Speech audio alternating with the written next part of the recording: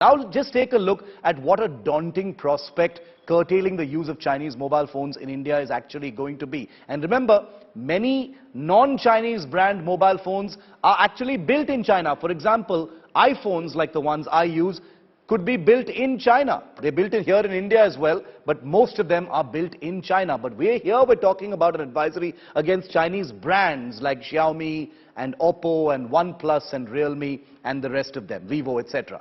Now take a look at this. Xiaomi, Vivo, Oppo, Realme, OnePlus together enjoy a staggering 69% market share in the mobile phone market in India.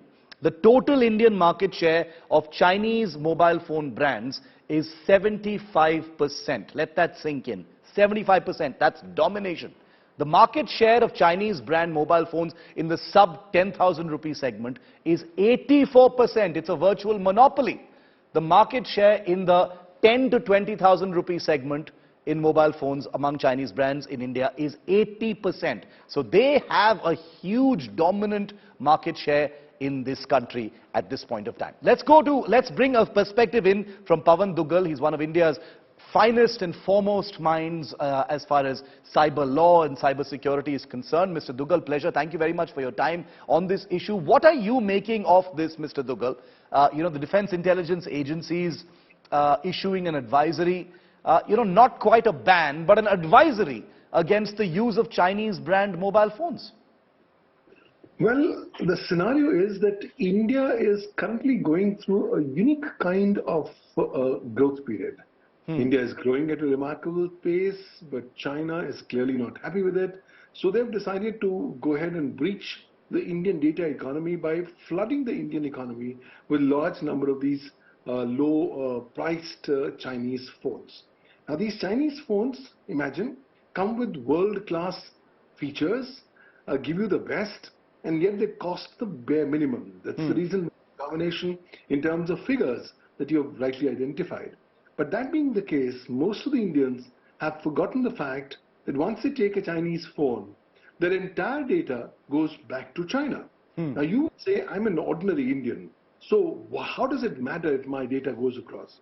Imagine if all these 84% of the users who buy these kind of phones, their data goes to China, and if that data is actually crunched, analyzed, and then deciphered for appropriate trends, clearly China is going to see some massive insights on how Indians and the Indian nation is moving.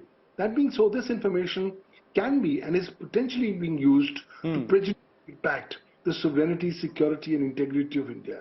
It's in this context that now this advisory has come from the Ministry of Defense, where they have said for defense personnel who are located on the border areas or line of control, they should not use these kind of Chinese phones. Because phones have huge problems. Number one is the operating system. That itself comes laden or laced with spyware and malware. Number two is the Chinese apps that get intrinsically inbuilt in the said phones at the time of their manufacturing. So these Chinese apps are constantly collecting your data, sending it to China for appropriate analysis and potential misuse. So it's a good step in the right direction, but how do you deal with the problem? Chinese phones are everywhere, and even if you ask defense people not to use it, civilians are still using it. So it's a porous ecosystem that you've created until such time you don't even sensitize Indians on the ill effects or the disadvantages that India as a nation is going to have while using Chinese phones. It's going to be an uphill task going forward. And the 75% of market share means that, any kind of control over this vice grip is going to be a terrible uphill battle. But this is definitely a start. Mr. Duggal, just hold on for me for one more second, because I want to just list for our viewers the actions that the Indian government has taken against, Chinese technology and spying in just the last couple of years. Remember, in 2020, over 50 Chinese apps, including the very popular TikTok, were banned for this very reason. The Chinese telecom giant Huawei and ZTE were deliberately left out of India's 5G trials that took place, that began a couple of years ago, and the reason for that, once again, is espionage. India's national cybersecurity body has red flagged China repeatedly, And Indian investment rules for Chinese firms have been tightened since 2021, owing to the possibility that Chinese companies may be investing in Indian companies and assets in order to harvest a lot of information from this country. Mr. Duggal, is there a possibility of a complete ban? I mean, with a 75% market share, if the danger is so heightened as far as espionage is concerned, should there be, a plan in place to completely ban Chinese-made mobile phones? First and foremost, let's take it as a given truth. Yeah. It will be impossible to ban Chinese phones from the Indian market.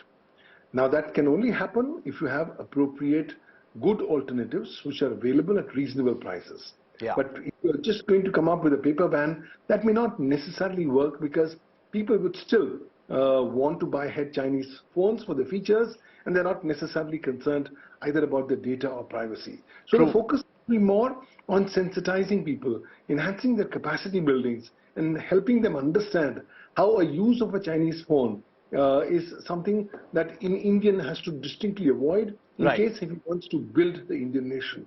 So it's a huge uphill task, but a lot of things can be done. The government can initiate a lot of Make in India initiatives. We can have more locally built phones. Absolutely. But phones which do not go into surveillance, into espionage, into sending your data, but phones were merely simpliciter communication devices for Indians to communicate. If you have a Chinese brand mobile phone, I mean, maybe either look at it very closely or maybe don't look at it very closely. The fact is, there's a good chance it's got something on you. Thanks very much, Pavan Duggal and Abhishek Balla, for joining me on this very important national exclusive. We'll keep you updated on what the government says and flesh this story out in the days ahead.